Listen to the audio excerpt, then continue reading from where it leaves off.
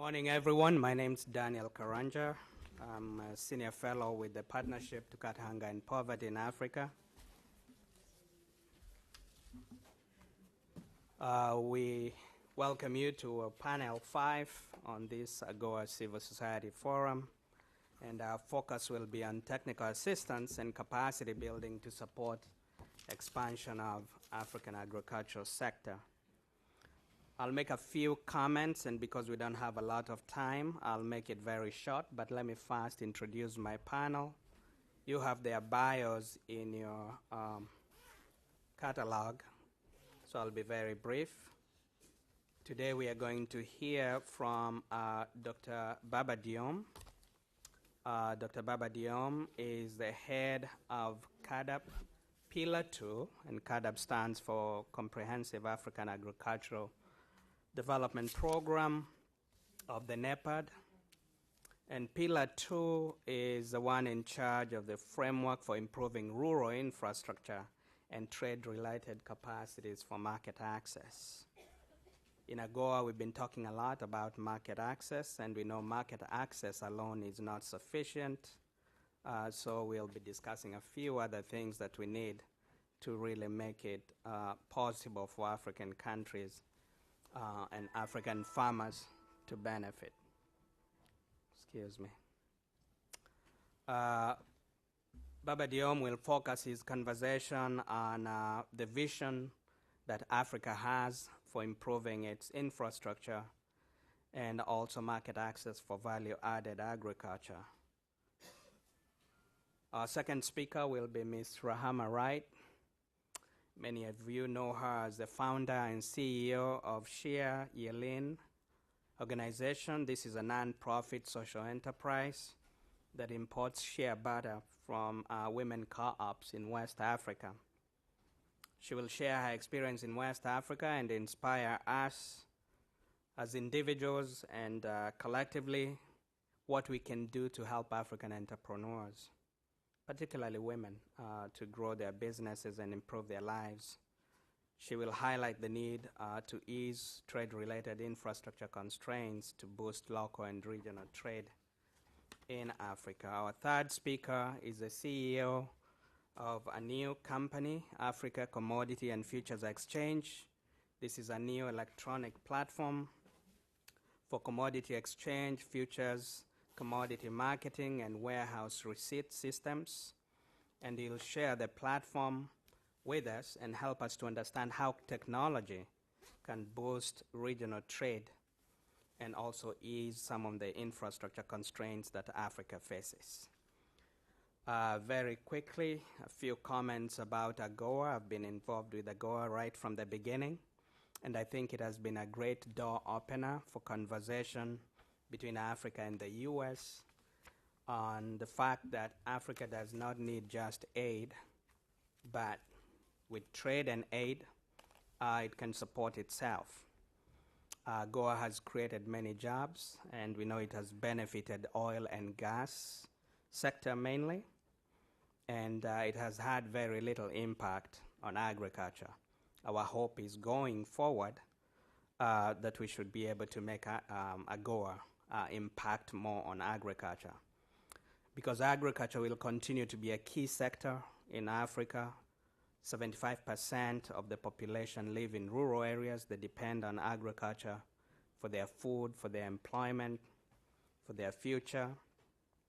And as we've seen from statistics, Africa has been doing very well economically. The last 10 years, basically it's outgrown even the global average economic growth. And this is not by chance. Africa has made significant progress in governance. We've seen a lot of progress in macroeconomic management. There's still a lot of challenges, and we'll talk about some of them today. And hopefully together we can help Africa grow. I'll make 3 other points and then I'll stop. One is that women are going to be key. They're going to be center of this future economic growth in Africa.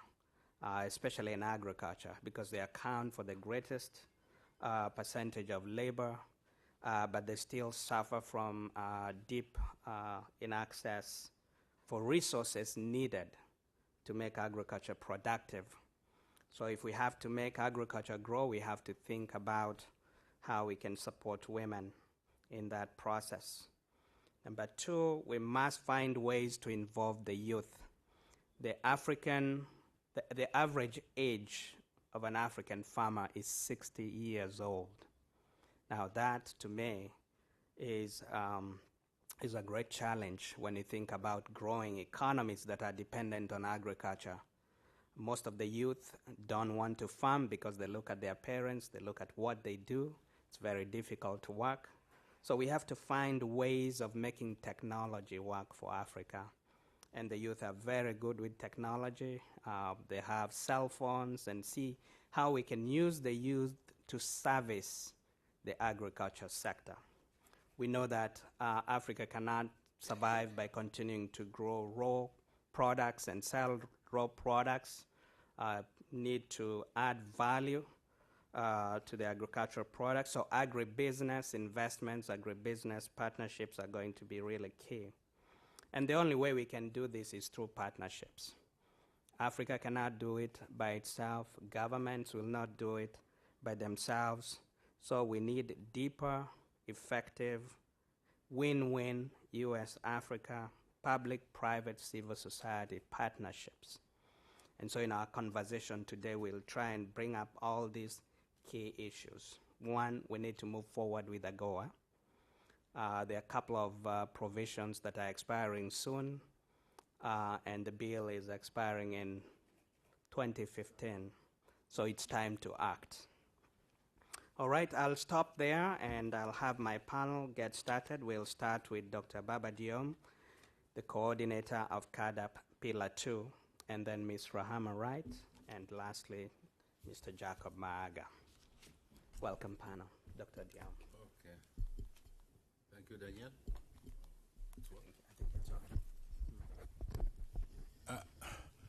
Morning, everybody. I'm trying to focus my purpose on trade and the infrastructure.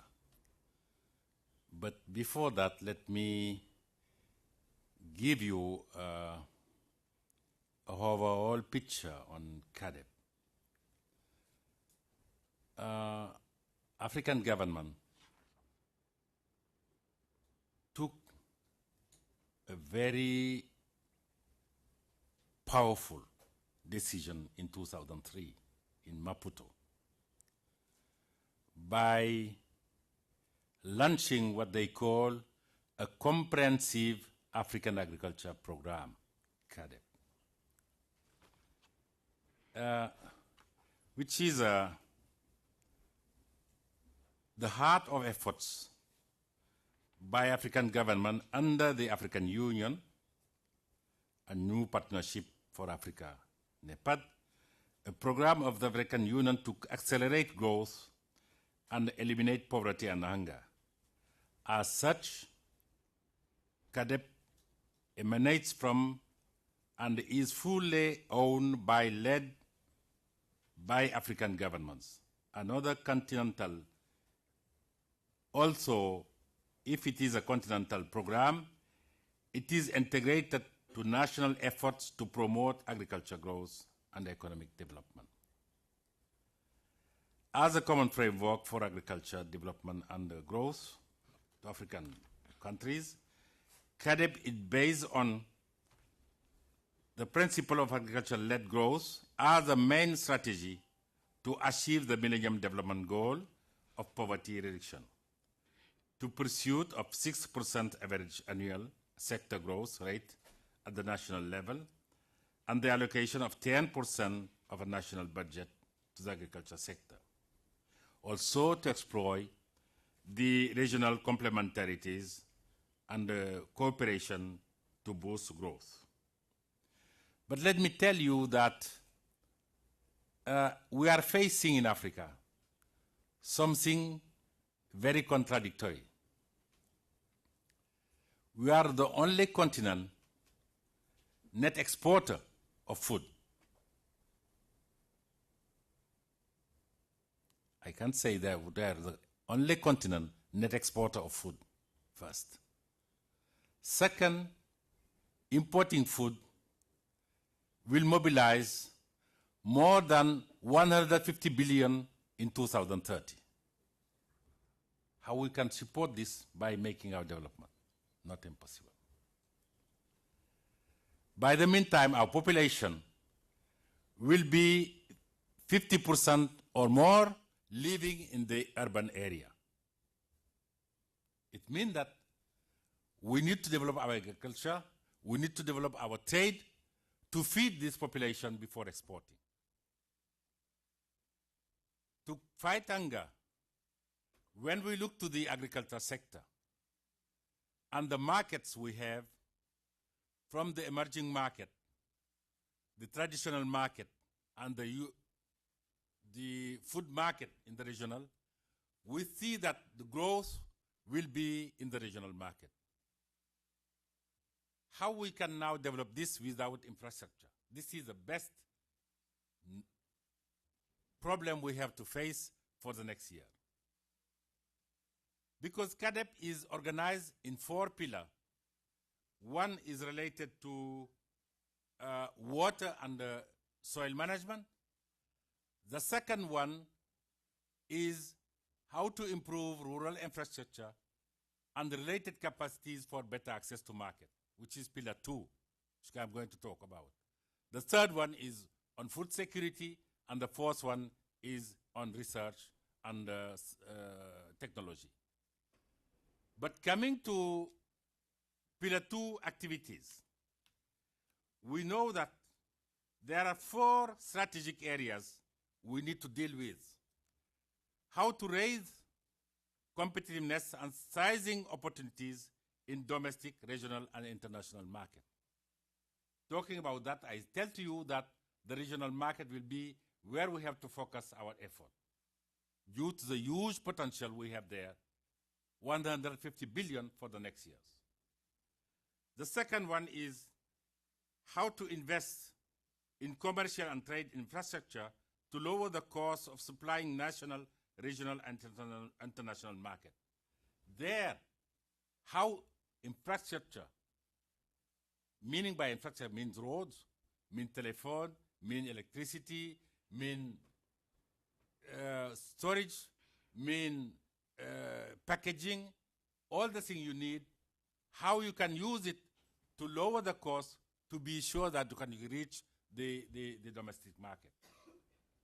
And the third one is to pilot and innovate by doing value chain approach in this process. And the fourth one, how to build capacity for the African farmers, but also for the traders, how they can be a manager of their business to be really very effective in the way to deal with the market. Coming to that, infrastructure is facing many challenges. Historically, much stronger telecommunication and road linkages between Africa and the other regions of the world, that among African countries were very weak. Low population density also is something will make the infrastructure low and weak. Rapid urbanization with a greatly shifting demand from dispersed rural areas to urban centers, raising the demand for infrastructure to link food domestic supplies to the growth competition centers. This will be a focus on which we have to work. The third one is a strong need for post-harvest infrastructure. You know that by loss, we lose at least 30% of our crops by the fact that we have not storage, we have not good way to survey our storage system. Growing pressure to upgrade trade infrastructure such as airports, ports and roads, develop infrastructure corridors, in particular roads and the railways network corridors, are essential too. Our main corridors are colonial corridors. They were just built to bring from the deep country to the port or the railway, just commodities needed by the colonial. But now, diversifying our agriculture, creating new growth poles, we need to develop these new corridors and also how to connect the farmers to the corridors we have set up or existing corridors. This also will be a very essential game. How we respond to the opportunity now, we have renewed interest in agriculture. It means that roads need to be built now from the growth pole, from agriculture to the harbor or to the airport. How we can define this growth pole? When we have water, we have land, we have human resources, what kind of activity or rural activity we can undertake in this area to be sure that we can compete with the external market, to be sure that we can really go to the regional market also. Public-private partnership will be essential also. You know, building roads is essential, but how to invest in road now? It's not a public investment. It can be now build, operate, and transfer system to build roads. How we can bring private sector with the public sector really to come to build road in our areas. Or not only road, but also storing system and other things. Let's say that telephone companies are also essential. And I'm going to say that if really we want to make infrastructure better used by agriculture, we need to create growth pole. We need to target the regional market. We need also to build public-private partnership to be sure that our private companies will also be interested by building infrastructure. I stop there. Thank you, Dr. Bidyam. Appreciate that. Ms. Rahama, right?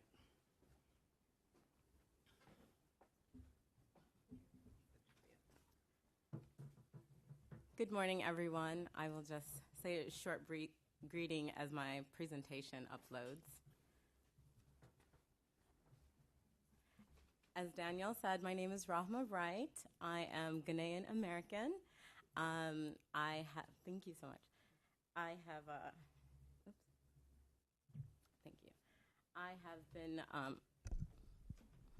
I've been working in kind of international development and trade in Africa since, I would say, serving in Peace Corps in 2002, so for almost 10 years now. And even though I grew up in upstate New York, I always had a very kind of strong connection to West Africa because of the fact that my family is originally from Ghana. And one of the things that I've always been very interested in and felt was very important was looking at the issue of economic development and looking at the issue of trade and how it impacts women. And what Danielle said earlier, women in Africa have a huge role in kind of assisting in the development and growth of agriculture and economic development in Africa. And so after serving in Peace Corps in 2002, I started Shea International. And Shea International is a nonprofit social enterprise, but in addition to being a nonprofit, we recently created a profit entity, Shea Health and Beauty, that works directly with women in Africa, and our mission is to promote sustainable economic development and empower women in rural West Africa through organizing and training women-owned cooperatives to produce, market, and sell high-quality shea butter and educate consumers about natural body care products and fair trade in the U.S. And so, as I said, I started after serving in Mali for 2 years. We focus on cooperatives in northern Ghana and Mali. Our strategy is looking at providing market access for shea butter. And so one of the things that I've been hearing through this forum is value addition. How do we help local farmers, local entrepreneurs, add value to their products, and then find markets for their value-added products. And that's one of the things that we do. We come from a very grassroots perspective. We work directly with local communities. I think a lot of projects look at working at export-ready companies or entrepreneurs who are ready to kind of sell their products, but we take a step back and actually look at working directly with producer communities, helping them to become export ready, and then finding markets for their products. And our goal is to ultimately help and train at least 5,000 shea butter producers in West Africa. So why shea butter? Why are we interested in shea butter? Why is shea butter important? Well, I first learned about shea butter in 2002 when I worked at the American Embassy in Burkina Faso. And one of the things that I learned was shea butter was this wonderful product, had all of these vitamins. It's really great for skin and hair care, but it also had this other component to it where it's connected to the lives of women in Africa. And my mother is from Ghana. I had never known up until 2002 that shea butter actually came from Africa. And that's one of the things and one of the problems with a lot of African resources. They're traded by non-Africans. They're traded by people who don't represent the African image. They don't represent where the origins of a lot of our products come from. And so when the product's coming to market, a lot of people have no information or knowledge on where that product comes from, how it impacts the local people. And so I was really kind of confused. If shea butter is a product that comes from Africa, it's connected to the lives of women. Why are these women struggling with poverty? Why are these women not active participants? And so when I finished working at the American Embassy and then started working in Mali, that question really nagged at me. I wanted to figure out a way to connect the dots, figure out a way to bring this wonderful product that had become very mainstream in natural skincare and hair care, but figure out a way to help it impact and connect to the lives of the traditional shea butter processors, a story that we don't see a lot in the marketplace. So what do we do? How do we do it? During my time in Mali, I lived in a very small village outside of Bamako. And, I would see women. I was a health educator, so I would see a lot of women coming to the community health center. They would be, ill, or their kids would be ill. And frequently they would leave unable to buy the food and medicine, or the medicine that they needed to take care of their kids or to heal whatever ailment that they had. And so I started trying to figure out what were the challenges these women had bringing their shea products to market. And I recognized that a lot of them needed to be organized. They needed training on quality standards. They needed to learn what the market wanted. The shea butter that was sold in this small village cannot be the same shea butter that's sold in the international marketplace. And so what Shea does is we help to organize women's cooperatives. We provide training and support training, teach women about quality standards. We add value in the process, and then of course we act as a bridge and link the shea butter products to the global marketplace. And so a really important part of what we do is consumer education. I mentioned earlier about the lack of visibility these women have in the marketplace. You see shea butter plastered everywhere. It's in pet products, it's in hair products, it's in skin products, it's in toothpaste, it's almost in anything that you can think of. But you don't see this part. You don't see the women. You don't see its connection to these group of individuals who are the originators of shea butter. Women in Africa created shea butter. They learned how to hand process this product. But now that it's translated into the global marketplace, we don't see the women. And so consumer education, I would say, is one area that we're very strong in. We do a lot of presentations. We work with universities. We work with nonprofit organizations. religious institutions, and our goal is to bring the story of the shea producer to the U.S. consumer.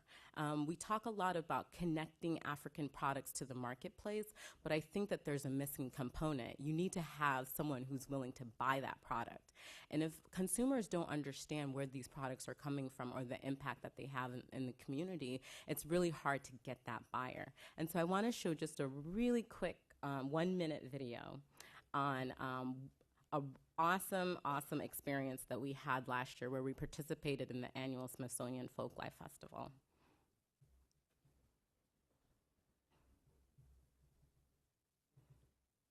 Is the volume on?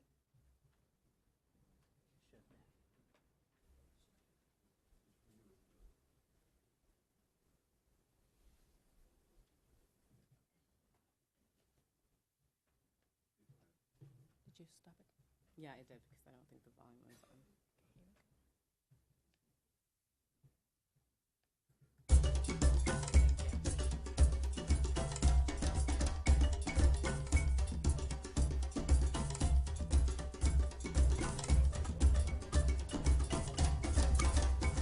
I'm just overwhelmed by the response. People have been so positive.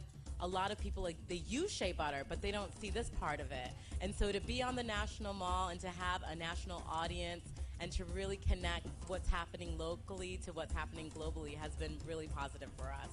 So what Kaya is doing, she's taking the Shea seed. They say, oh, is that how Ghana women can work hard?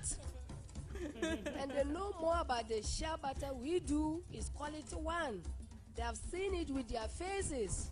So they know what Ghana women can do best.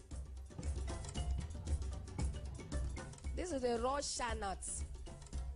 This is the boiled shea nuts. After boiling, you dry it and you get the seeds from it. Then you crack it.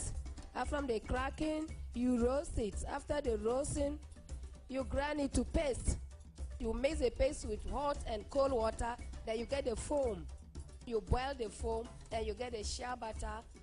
You can use the shea butter for massaging, spraying. You can use it for a baby, and he or she can be very strong like Ghana women and their children.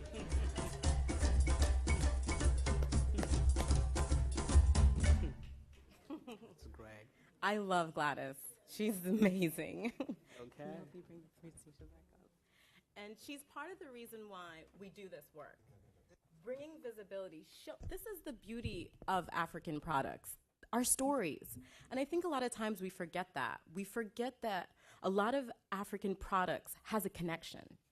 It's not, a product that just comes out of nowhere and gets on a shelf. And that's one of the reasons why we do this work. I'm going to end now because I only have a minute left, but I'm happy to answer questions during the Q&A. Thank you so much. Great. Thank you, Rahama. That's very inspiring. Jacob.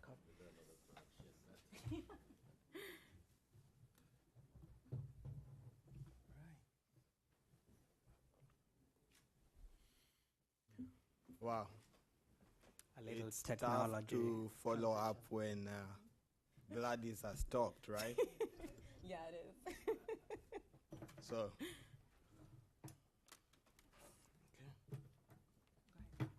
Great.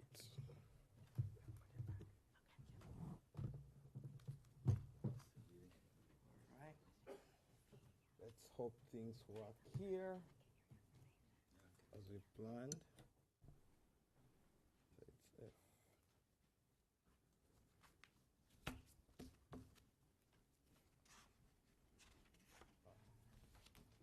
I think as Jacob is preparing, I think we've seen the power of the African image and how branding can make a difference.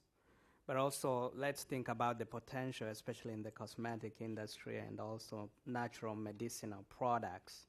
Because when we think about agriculture, we just think about food.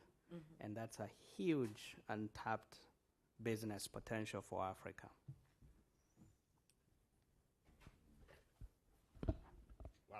As we wait for him to come, I'll go over some issues. Now, for me, my name is Jacob Maga.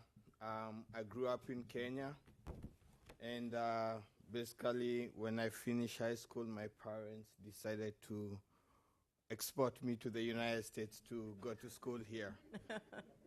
So I came here, I went to school for a few years, and then after that, I started working in Wall Street. And basically, I'm a licensed stockbroker here in the United States and a financial advisor as well. After working for a few years in Wall Street, then I decided, I better do something that has impact, not only to myself, but to a lot of other people.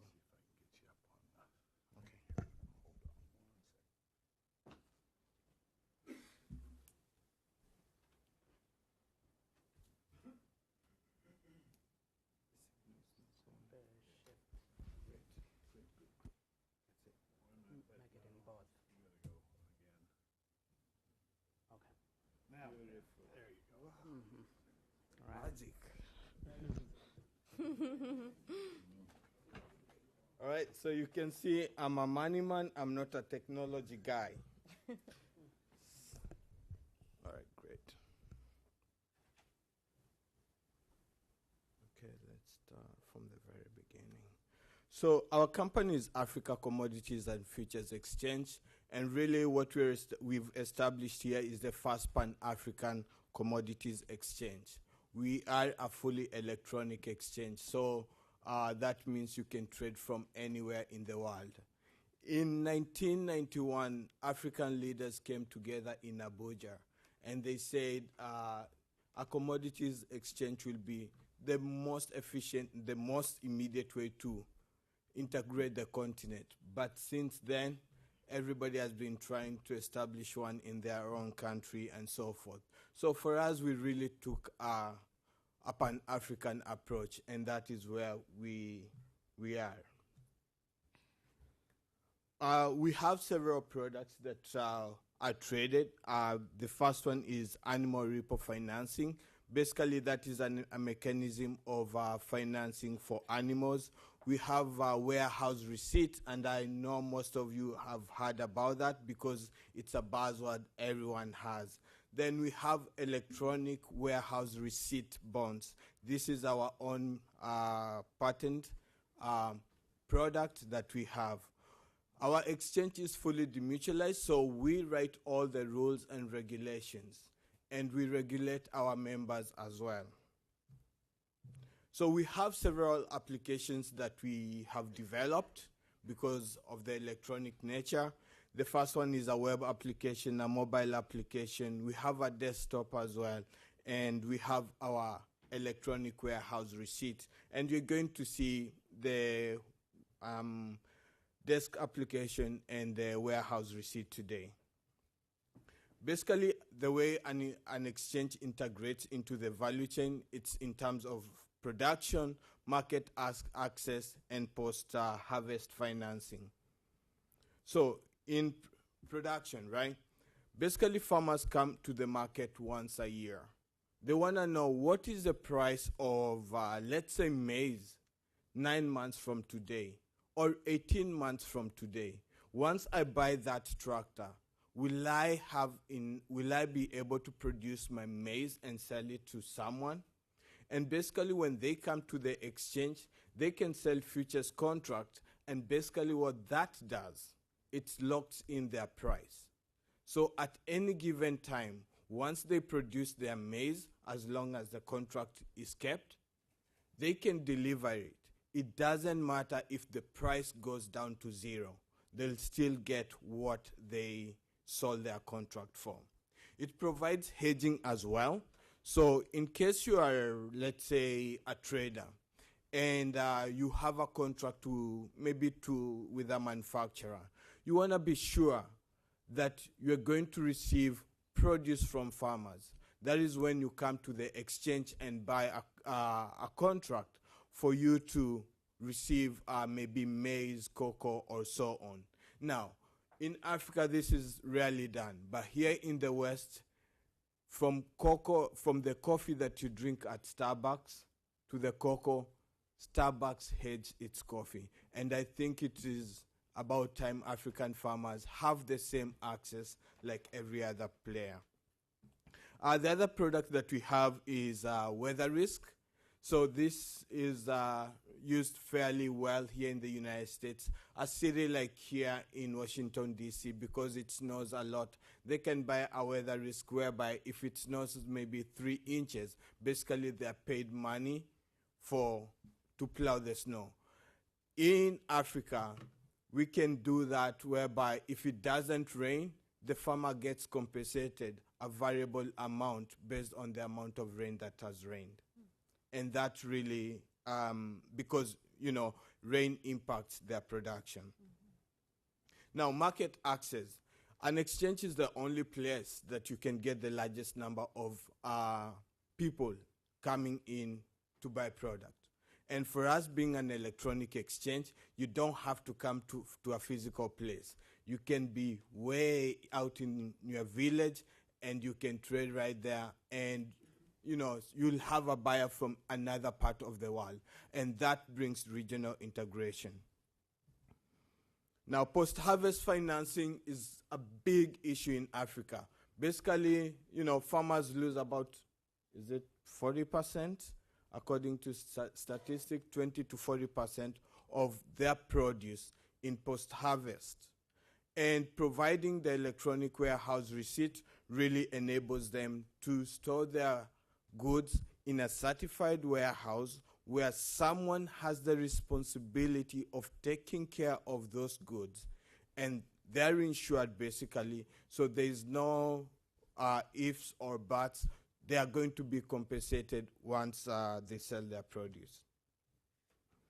Basically, for people who live outside outside Africa, right? We say we can't invest in Africa, it's very hard. For us, we're going to make it very easy for you. You can trade from right here, on your cell phone, on your iPad, on your iPhone.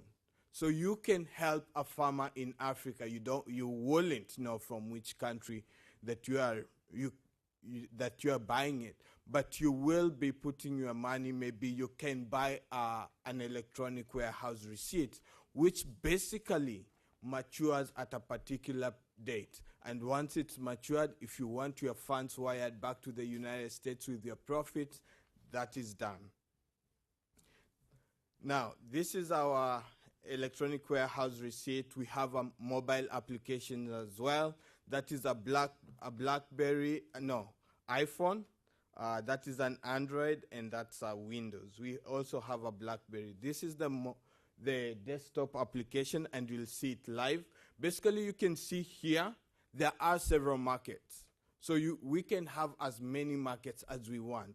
If you want an exchange in Ghana, Rwanda, Burundi, Zambia, everywhere, we can do that. Now, this is what we would like our exchange to look like.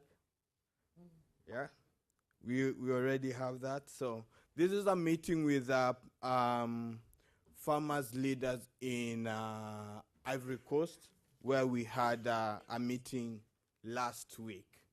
So there they are again, beautiful people. All right.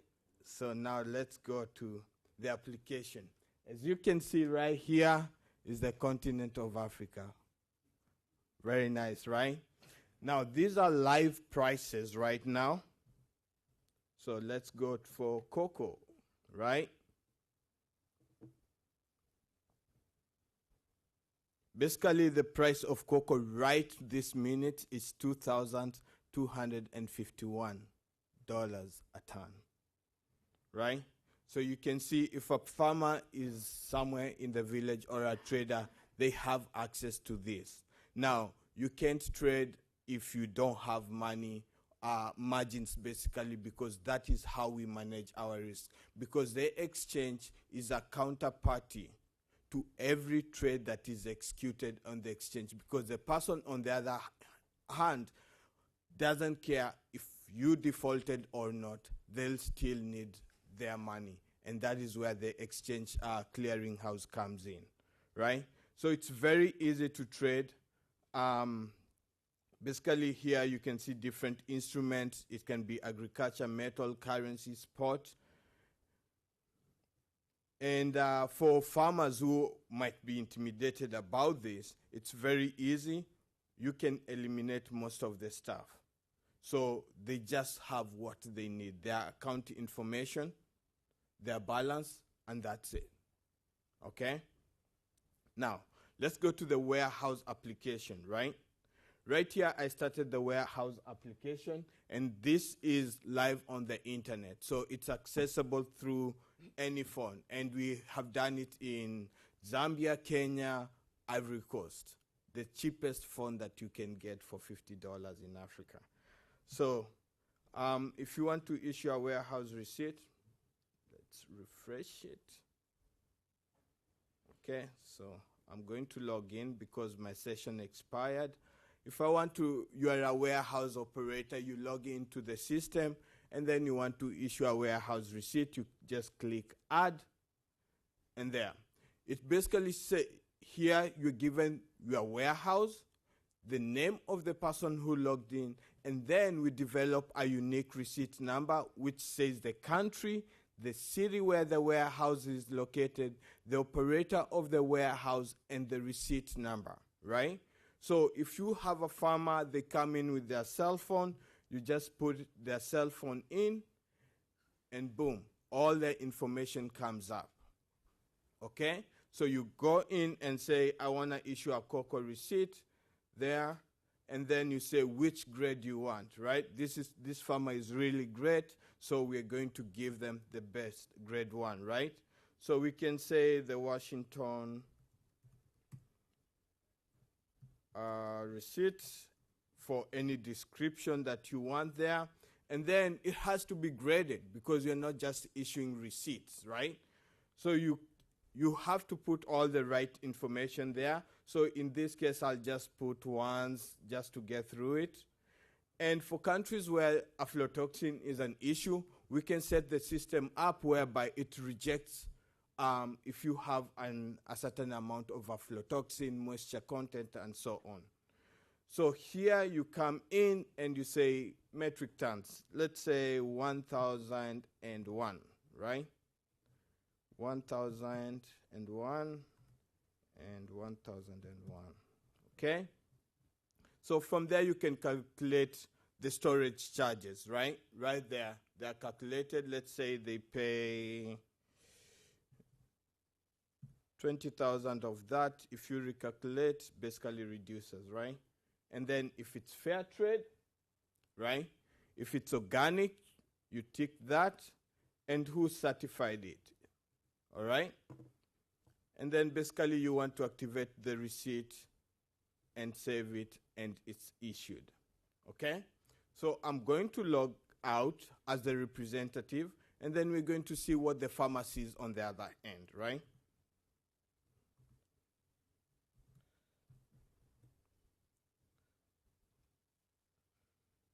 So we had our receipt. It was 10,001, right? It's right here. So we want to view it. So we view it, and it gives all the information about that receipt, right? We say it was a Washington receipt right here. These are the comments that we put, and they're right there, okay? So let's say I'm a farmer and I want to transfer this receipt to a bank, right? So I'll just have a bank here, and it's Atiola Bank. And what I do, I just hit transfer selected receipts, right? So that receipt is transferred. It's no longer here. If I go to my past receipts, I will be able to see it. Okay, it's right here, the very last one. It goes to my past receipt. So now you transferred immediately. The way we have arranged this, immediately a receipt is transferred to the bank is alerted. And what basically the bank has to do, it has to wire the funds immediately because there is a percentage that they will agree on with their banker of that they're going to be financed, and that's it.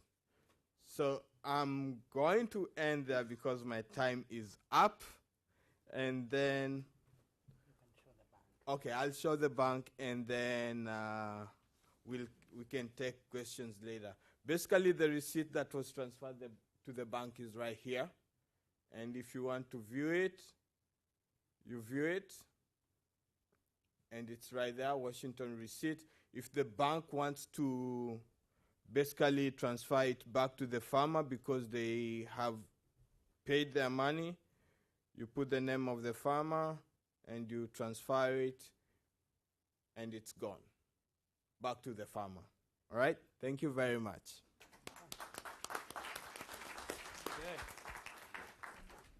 That's a powerful tool. Now, if you've transacted business in Africa, you know that it takes quite a while. But with an electronic platform like this, instantly, you can transact with the bank. You can arrange with the bank so that once they receive your warehouse receipt, which is certified, they know the grade of product that they have, they know the warehouse where it is, Commodities certified, the bank can issue money against that receipt. So in this way, you facilitate access to capital for smallholder farmers. And they can do this on their cell phones, okay? So they can transact anywhere. And the diaspora out here can participate in trading platforms like this and really bring money into the platform so farmers can access that, okay? So we have, I'm a strong believer in Q&A, having a conversation rather than a one-way discussion. So we're gonna open this up to a few questions. We have 15 minutes, and we're gonna start with Tony, and then back to Vanessa, and then we'll come back here and go backwards. 1, 2, 3, 4. Terrific presentations all. Thank you very much. Very informative. Shea Butter is an exciting product, and you're bringing it to the market. Vanessa and I have worked on the idea of getting Shea Butter included in cocoa, which is a terrific opportunity for Shea Butter. But the U.S. FDA still has a restriction against the inclusion of shea to make cocoa. But that's something that could be fixed with the right focus, so we can talk offline. Jacob, this is fabulous stuff. You know, it really is a great breakthrough. But it does, to a certain extent, rely on not perfect information, but better information in market exchanges. One of the fears that I have is that there's still cross-border issues. If you're producing in Zambia and you can get more for your grain in the DRC, but by so doing you're going to raise the domestic price of that grain in Zambia, there might be restrictions. The Zambians may not want to have an export of that product. How does your exchange deal with such imperfections and market barriers that may exist? And Daniel, just an administrative note, outside there are some brochures that are Guide to U.S. Government Export Programs and Resources for Trade and Development. They're outside and available to all of you, so feel free to grab those. Useful information. Let's keep it short and to the point. Vanessa, and then back here. Hi, I have a question about numbers. So Jacob, what's the volume of trade and how many commodities from when to when? So I'm in love with your system, but I'm a serious doubter in terms of, getting the people to buy into a system that they don't know. It's invisible. Africa is about relationships. Monsieur Babadiou, mon ami, je pose la question en français parce qu'il y a beaucoup de francophones. Question in French, because there are many French speakers here. Towards CADEP, you talked about partnership. Were you able to settle partnerships with how many companies right now? I think there are a lot of people in the private sector who complained a little bit.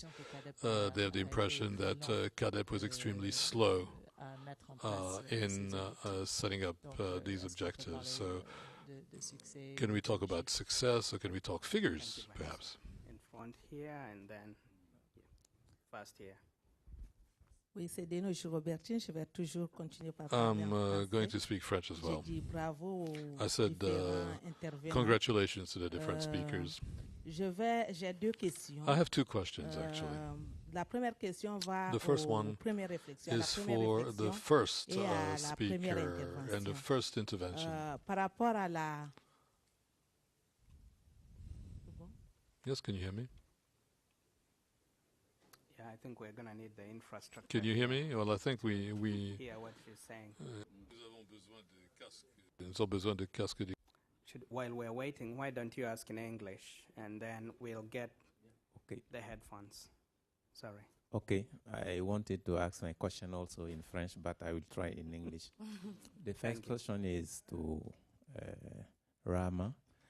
I want to know how you deal with women in Africa. Do you buy and try to sell, or you just take it from them? If you are able to sell, you see how you structure your partnership with them.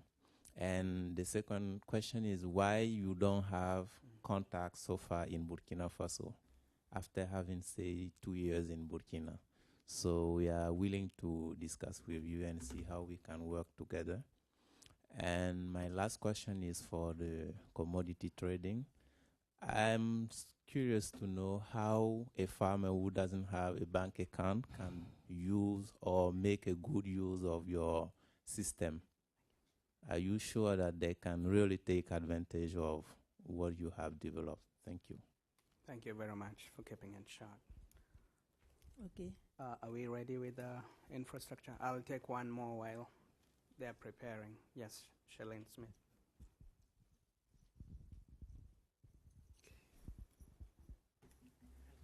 Very interesting, but are you listed on any exchange in America? And I understand systems. I'm a finance person, and the system looks good.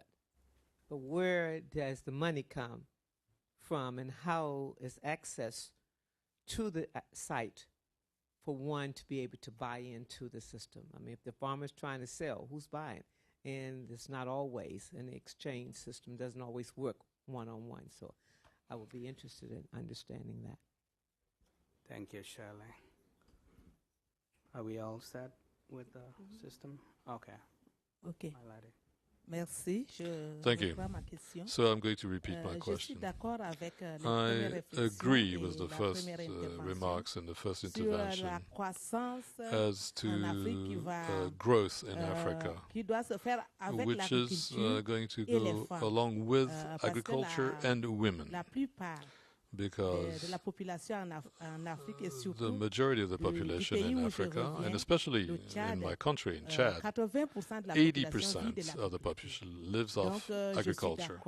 So I fully agree with what was said, that African growth is going to come from agriculture and also from women, because African women represent the majority of the population, and they invest themselves deeply in agricultural work. So I fully agree with this statement.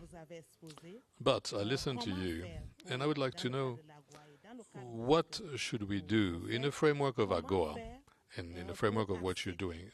How can we have access to your services so that in Africa, agriculture, which is a subsistence agriculture, could go to a commercial agriculture? Because as long as we stay at the subsistence level, there's no trade, there's no access to AGOA, for instance, especially since women have a real hard time obtaining any resources. I'm talking about all kinds of inputs. This is my first concern. Second concern, it's about Rama. Thank you. I also agree with the virtue of Shea Butter, because I live off of it too. But in Chad, Shea Butter and the shea tree is everywhere. And everybody is producing, on an artisanal level, shea butter. We have a cooperative which is supported by UNDP. We have organized a women's network that is working on shea butter. But how can we have access to what you are doing? How can we have access to commercial level, how do you wrap it? Do you buy finished products? Do you do the wrapping yourself? How do you have access to the customer? And our cooperative, which is doing a fantastic job, has never exported anything because there are restrictions. So can we have any information about these restrictions? Thank you. Thank you very much. Let's start from the back there. Yes, and then we'll come that way. Let's start from the back and then you, and then back here. And then we'll come back to the panel. I sit or have to stand? You can sit, that's fine. Good morning, everybody. My name is Zora Baraka from Kenya. My questions are to Jacob. I just wanted to know if the same IT system can be used in other products other than agricultural products. And since it's so technical, and as you know, in Africa, not many people are good in IT, are you really getting a lot of response from the farmers, because it's so technical, and most of our farmers are people who haven't gone to school that much? Thank you. To you, and then him, right there. Okay, I will speak in Portuguese, I think.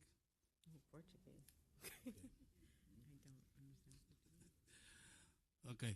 Eu queria agradecer os painelistas. First of all, thank you to every and each member of the panel.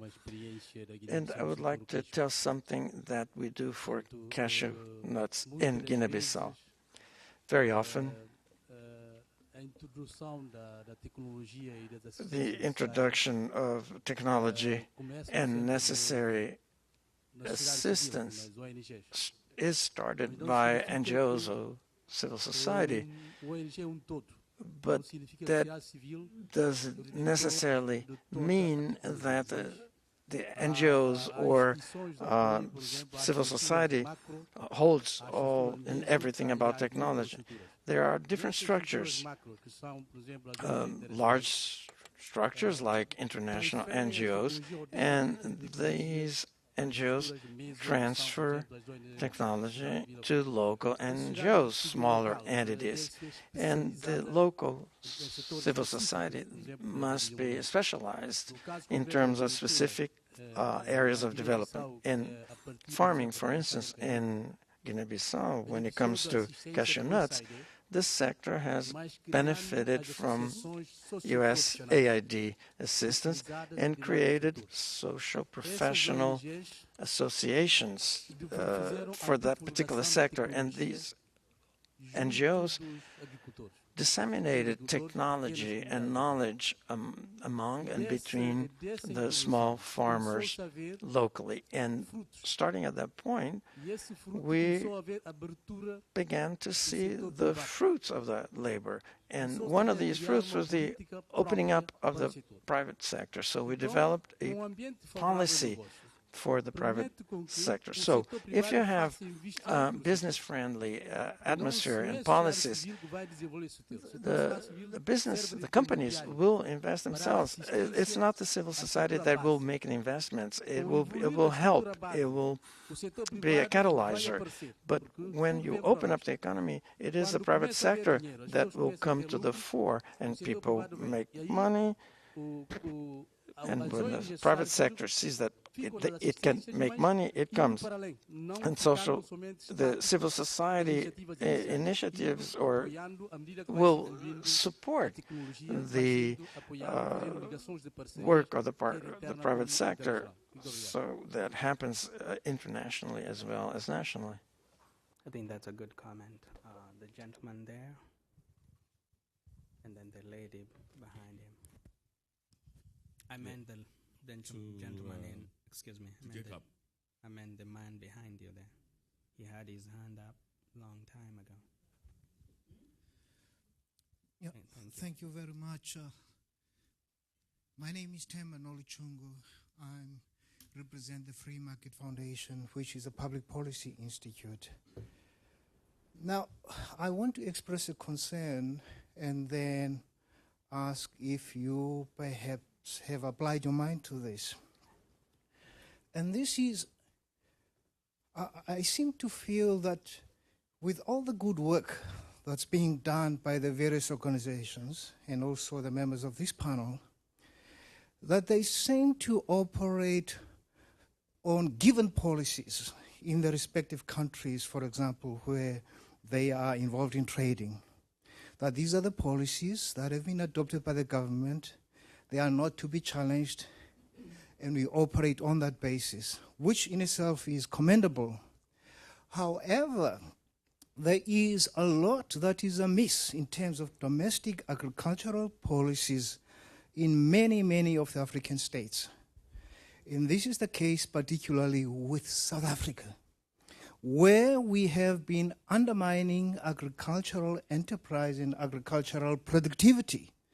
And as a consequence of that, we have lost many, many, many agricultural entrepreneurs, and this is manifest in the very low agricultural productivity that is prevalent in the country.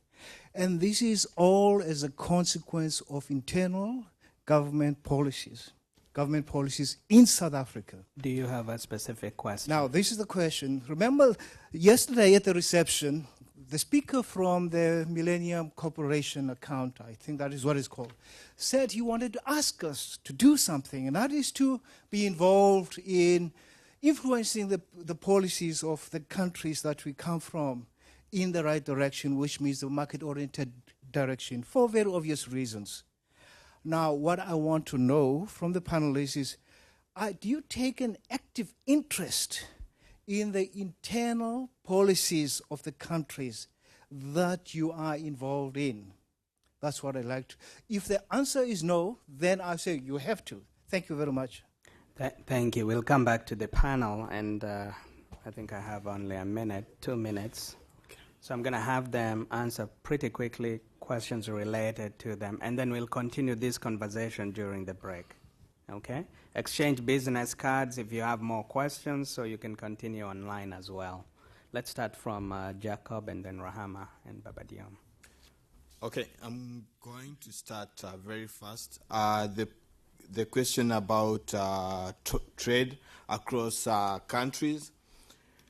Basically, yes, we get concerned when maybe maize is, there is an embargo on maize from one country to another, stuff like that. But on the other hand, really the markets tell the true picture, and that price is going to be reflected in the market. We might not be able to change the government policy on that. It's not easy.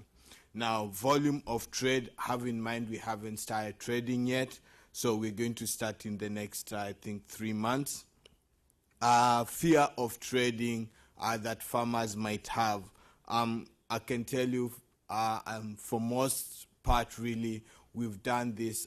We went out to Ivory Coast where we were with the farmers. They saw the platform, they liked it. And the other thing that we have to bear in mind, farmers only use this once a year or once before they go to their planting and so on. So it's not something that they'll be playing with every single day. In terms of adapting technologies, I mean, look at M-Pesa. It's adapted all over Kenya. Now, relating to farmers who are unbanked, our platform can be used in the simplest form. Now, we are not listed on any exchange. We are an exchange ourselves. So all the other international exchanges, basically for us, we are serving the African continent. For them, they are serving the US continent. In terms of traders, right now we are talking to Bloomberg.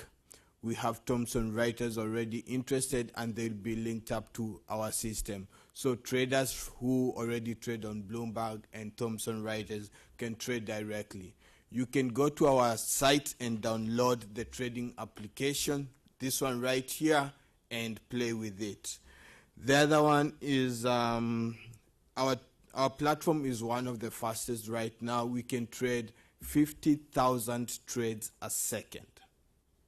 That's extremely fast. From the person in Kenya, Habari, and the platform can trade any product. It's multi-currency, so a trader in Uganda and another one in Ivory Coast. The guy in Ivory Coast will be buying their same product in CFA franc, and the guy in Uganda or Kenya will be using shillings, which no other exchange in the world does it. Jacob, I'll ask you to stop there. We'll continue with the rest. Rahama. Okay, I will quickly answer. I think I only had 2 questions. Let's see. The way that Shea Butter, the way that Shea Lean works is that we partner directly with cooperatives and women within their local communities, and we purchase the Shea Butter directly from them. And so we don't go and just get the Shea Butter and then try to sell it here and then send the money to them. It's directly purchasing from the cooperatives. But I think it's really important. I think that people tend to think that the market is already open. I think that the misconception is you can just bring a product to market and it will sell.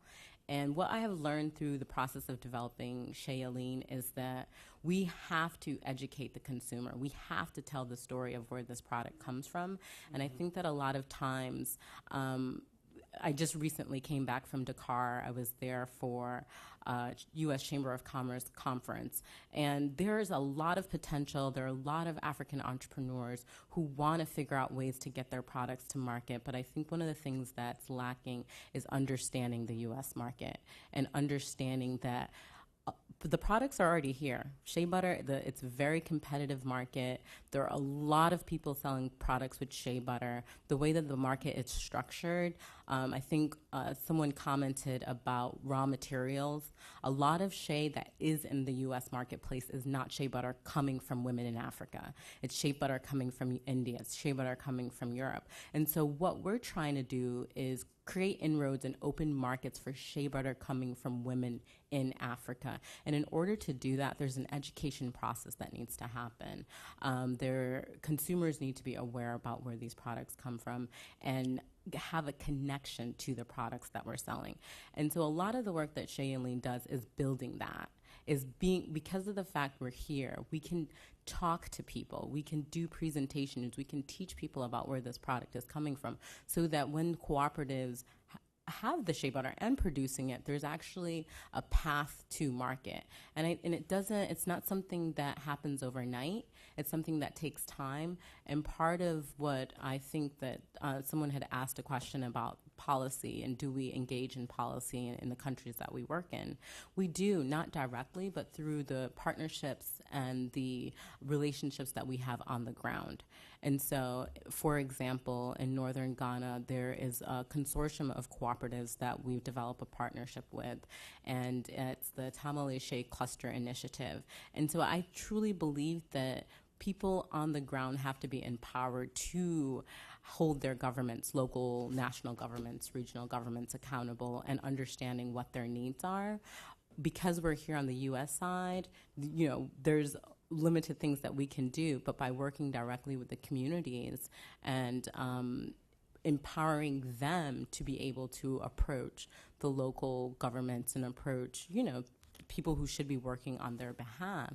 That's the role that we play. But I would say we spend a lot of our time on the market side. And I didn't get a chance to talk about this in my presentation, but one of the things that we're doing now is working with national retail outlets to create distribution of our products so that we can right now we primarily sell our products on our website, but now looking at how can we get these products distributed nationally. We have some pretty great board members joining the organization. I also mentioned very briefly that for the most part, we were structured as a 501c3 nonprofit organization in the beginning years. We still have that structure, but we've added a commercial component to it. And so a former vice president at L'Oreal will be joining our board. The former head of MCC will be joining our board. And so our approach is, how do we get this product into a market that's already saturated. You can find shea butter very easily. If you walk out the doors, I'm sure you'll find 100 different places to get shea butter from. But the question that Shea is trying to respond is, how do we get shea butter from women in Africa to the marketplace? Thank you, Rahama. Dr. Diam. Je vais répondre avec plaisir à mon amie Vanessa. I'm going to answer with pleasure to my friend Vanessa. To tell you that the process was long, you're right. Just from the fact that it is a high-level political decision that we had to give to all the national actors. The most difficult stage was the political buy. How could we sell this program to all the stakeholders on the continent? That took time. But today I can tell you that out of 54 African countries, 30 have signed the compact. What's the compact? It's a national charter. It's when all the stakeholders in a country get together, private sector, public sector, business owners, traders, farmers, and they said this is how we all have a vision for our country, and we are committing ourselves to implement it. It's a strong act that was signed in 30 countries. It's an official document which links the government with the public sector. So this partnership exists at the national level. Number two, this program, this charter has been turned into investment programs. Today, 23 countries have elaborated the agricultural investment program, and they've had roundtables. A roundtables is when all the actors, national and international, get together to say we adopt this program and we accept to go with you and finance it. We've gone through that. Once that is done, there is a donor structure called the GAFS in the World Bank. 12 countries have gone through that window and been financed already. So the process is moving on. What I can add is that the countries are moving at different rhythms, different speeds. But I can give you a very concrete example. In Zambia, Infraco, for instance, had extraordinary progress with the government. They got some land, they put on some structures that were needed to be there. They installed a cooperation with the farmers to do contract farming and export. What you do in Senegal with MCC means that you are, with the government of Senegal, creating the basic infrastructure, and a lot of actors are already knocking at your door to say, we want to invest now. This is the type of partnership that we want to build. But I'll go beyond what the G8 just decided. $3,000 billion with multinational companies. But I would like for the private sector in Africa to be organized, to be the partners of this international private sector. And in order to prepare this, we have just carried out 3 studies in the ECOWAS space, in the COMESA area, and in the SADC area. And we listed the private sector to say, what are your problems? What are your gaps? And today we have a list of all the private sector, of different activities and what they are lacking in order to be future partners. This is a little bit how the program works. I can't say it's going very fast, but it's moving on, and it's acceptable. Thank you. Thank you. Let's thank the panel.